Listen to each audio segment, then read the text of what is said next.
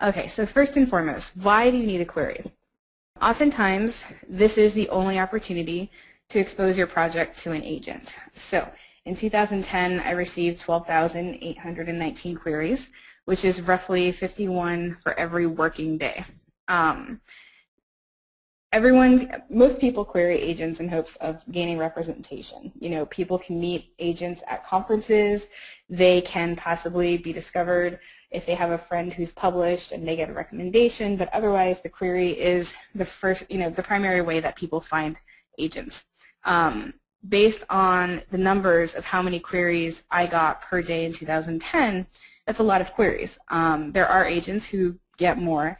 I believe I was speaking to an agent who said she got 30,000 queries last year. And that's a pretty good range between 10,000 to 30,000 queries per agent.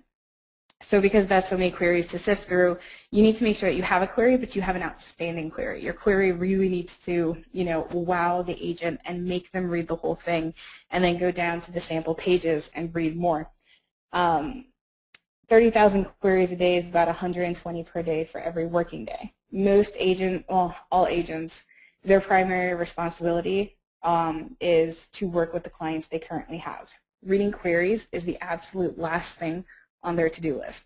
So when they finally get to be able to sit down and read queries, they're going to read through them very quickly. So if you spend too much of the query talking about something besides your book, or you spend too much of the query talking about your book and making it sound very vague or too much like another book, you're going to lose out on the opportunity to get that agent to really be invested in your query and wanting to read your pages.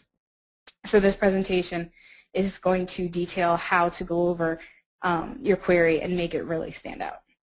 So what should you have before you start to query? You need a dedicated or professional author or query email. You would be surprised how many people email me from an email that's just not professional, whether it's prettykitty@gmail.com or sexykitty@gmail.com. You need something that's, first name, last name @gmail.com or yahoo.com or hotmail.com. You need something that's your name or your author name. Definitely make sure it's relevant to your writing. Preferably, it's your email account. I understand that some married couples share an email address, but it's very awkward when I reply to a query for a woman and I get a reply from a man who's like, well, my wife is busy, but she'll get back to you. It's an email account. It's free. It's very easy to sign up for. Just take the time, sign up for it, and make sure it's yours. Additionally, make sure that it's not your work email. I find it very odd when sometimes a lawyer will query me from their work email. I find that work email is for work. And while writing is hopefully your intended career, that's what you want to make it, it should be separate from whatever your day job is. So if you work for a bank, don't query me from your bank email. If you work for a law firm, don't query me from your law firm email. Additionally, because at the end of the day, those emails are company property, and you never know what's going to be said in those emails, and you want to make sure that it's completely separate. Second, make sure that you have a finished and edited project. Don't query an unfinished manuscript. Don't query an unedited manuscript. Make sure you finished writing it, you've put it aside, you've gone back to it, you've done edits, you've put it aside, you go back, you get beta readers or crit partners to go over it.